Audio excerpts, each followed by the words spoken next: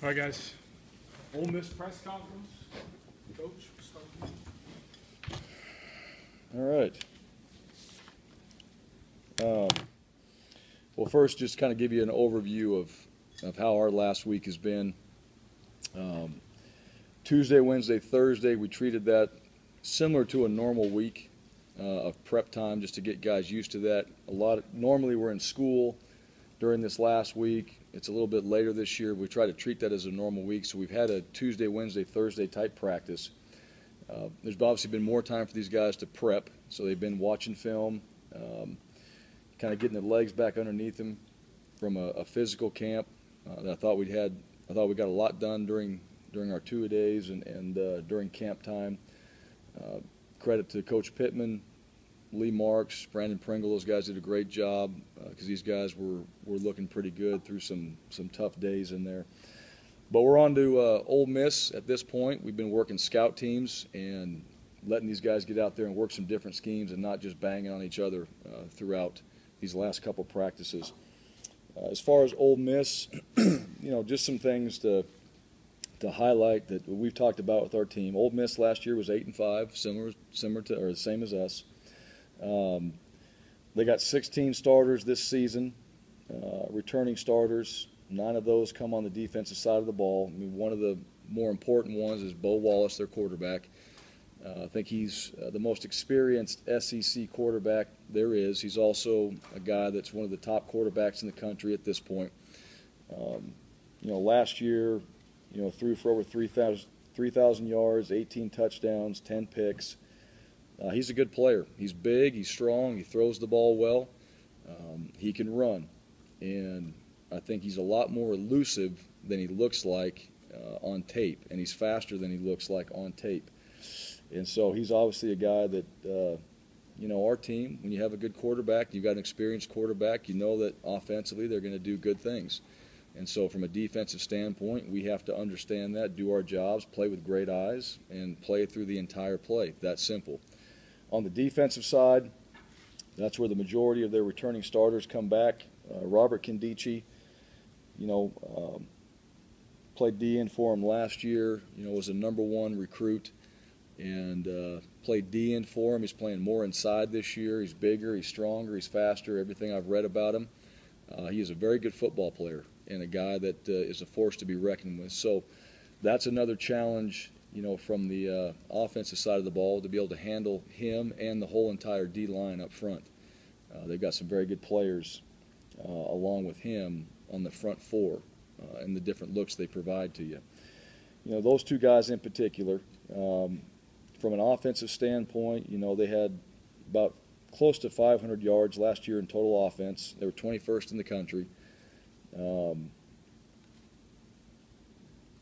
The other guys on the offensive side there, Tavius Mathers,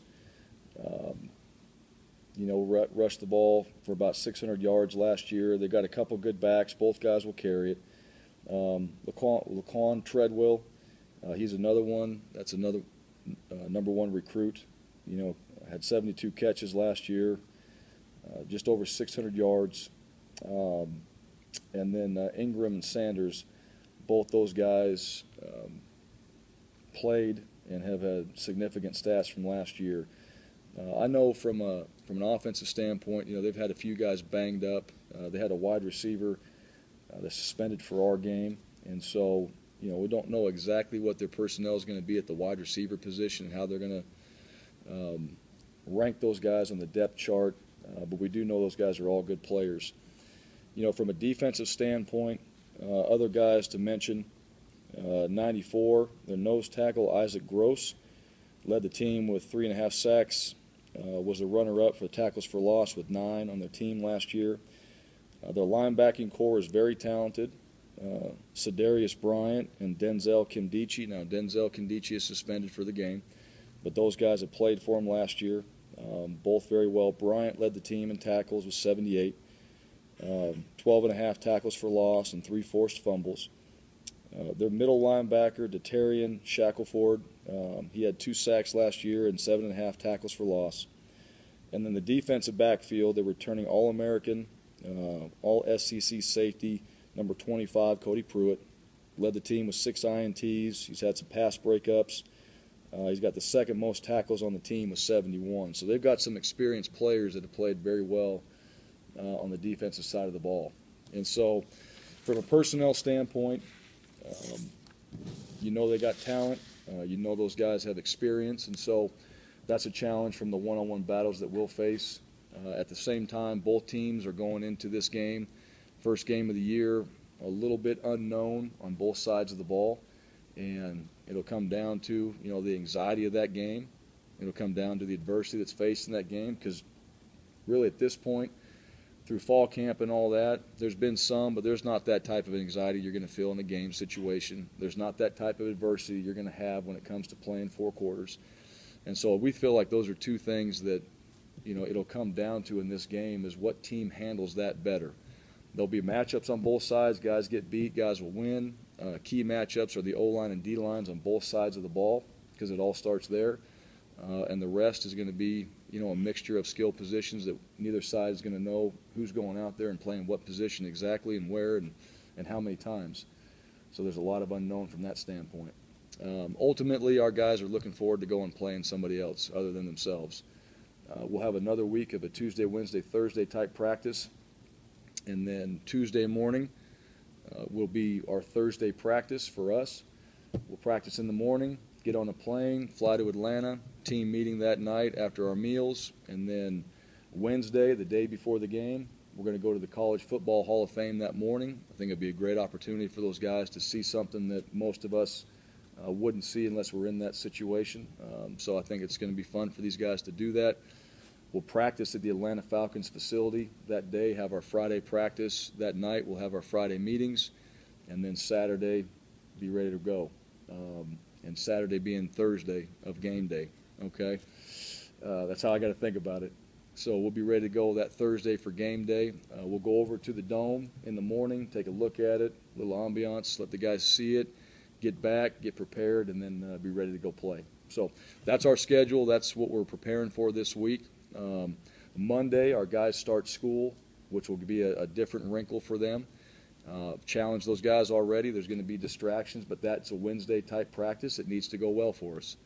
And so we've already challenged those guys to, with all the distractions you're going to have, to be here now and focus on that practice, do well at it. And then from that point, we're off and rolling, and we'll miss some days of school until we get back on Friday. But guys have done well. Our team is healthy, ready to go, and guys are back, and scouts have been good. I like our young guys that are playing the scout teams for us. They've given us good looks. Those young guys that are on the scout teams are continuing to develop for us throughout the year. Their mission is to get themselves prepared at this point for spring and to go out there and compete for starting positions.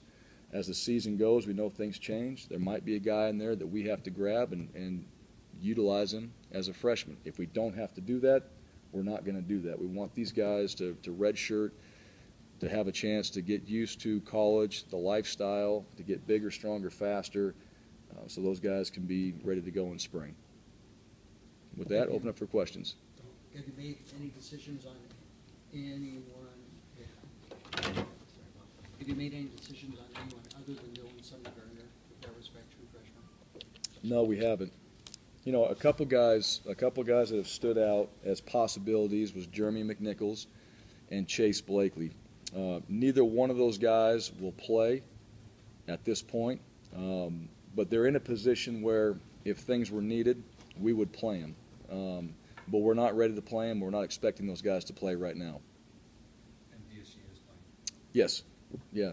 Dylan, yeah, DSG is playing. You know, Coach, just after everything that you guys went through, all the change in the offseason, how eager are you to play a football game and kick off a new era? Yeah. Very eager to get started, just to see where we're at. You know, let's go out there and play. And the nice thing is we're playing a quality opponent that's very good. We're playing a team that in the SEC right now is one of the top teams going into the season, has high expectations of winning their conference. And so for us, I mean, that's awesome. What a great opportunity to go out there and play on that stage. Let's see what we're all about. Let's find out, what we've been doing, after the actual game, how it fits, and was it the